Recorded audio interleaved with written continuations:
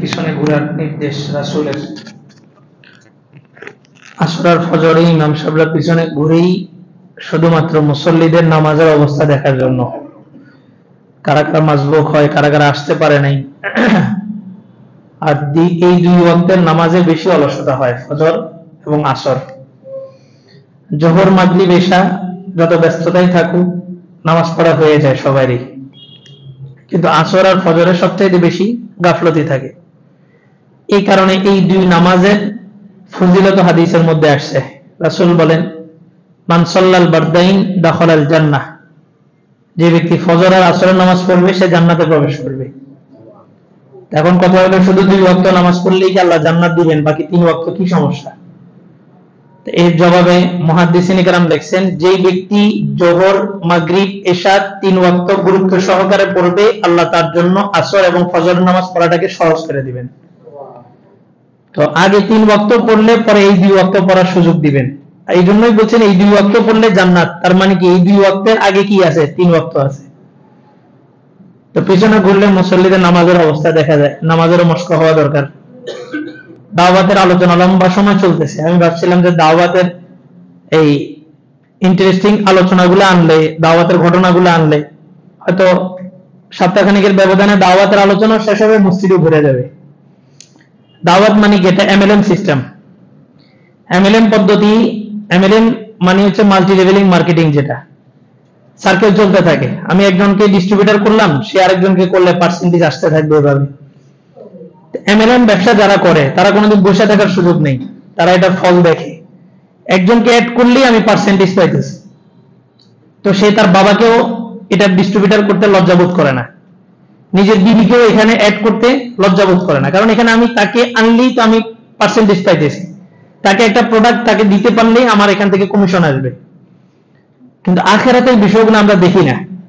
অথচ এই কষ্ট করে শীতের মধ্যে আসছি, মাগরিব পড়বো, কেউ বলতে পারবে যে আমার আজকে 100%-এর 10% নামাজ কবুল হয়েছে?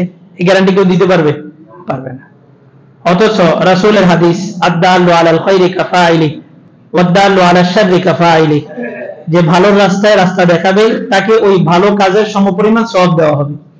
আমার দাওয়াতে যদি একজন ব্যক্তি এসে নামাজ পড়ে, আমি তাকে দাওয়াত দিছি, আমার কথায় সে আসছে, তো নিশ্চিত আল্লাহ তাআলা আমাকে একটা মাগরিব কবুল নামাজের সওয়াব আমার আমলনামায় দান করবে। অথচ তারটাও কবুল হয় নাই, আমারটাও কবুল হয় নাই, কিন্তু আমি যে তাকে দাওয়াত দিয়ে আনছি এই কারণে আল্লাহ তাআলা আমাকে একটা কবুল মাগরিবের নামাজের সওয়াব দান করবে। কিন্তু দাওয়াতের কাজটা ওইভাবে আমরা করি না, নিজের কাছে হীনমন্যতায় ভুগি। আমি দাওয়াত দিব, আমি গত কিছুদিন আগেও তো নামাজ পড়তাম না, এখন দাওয়াত দিতে গেলে মানুষ কি বলবে? রাসূলরা একদম পুরা বিশ্ব সমাজ ব্যবস্থা না, শুধু পুরা বিশ্বের স্রোতের বিপরীতে যায় দাঁড়াইছে। হযরত ইব্রাহিম আলাইহিস সালাম যখন আসছেন, তখন শুধু ইব্রাহিম আলাইহিস সালামের ওই অঞ্চল হিব্রু, ওই অঞ্চলটাকে মূর্তি পূজা হইতো। বিষয়টা এমন না, পুরা পৃথিবীতে মূর্তি পূজা হইতো। পুরা পৃথিবীর পুরা স্রোতের বিপরীতে যা হযরত ইব্রাহিম দাঁড়াইছেন, টিকায় রাখছে কে? আল্লাহ। তো দাওয়াতের কাজটা পরিধি বাড়ানো, যেখানেই বসতেছি একটু দাওয়াত দিই, যেখানে বসতেছি একটু দাওয়াত দিই।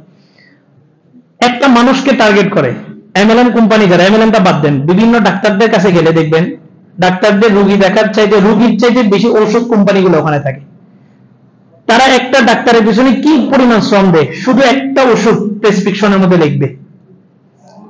ডাক্তার কি সে সকাল বিকাল, একজন বলল, একজন ফার্মাসিস্ট যিনি ফার্মেসি করছেন লম্বা সময়, উনি আমাকে বলেন যে অফার এমন আছে যে আপনার মহিপালে জায়গা কিনা ওখানে ফ্ল্যাট করে দিবে, শুধু একটা ওষুধ লিখে দিবে, এরকম অফার দেওয়া হয়।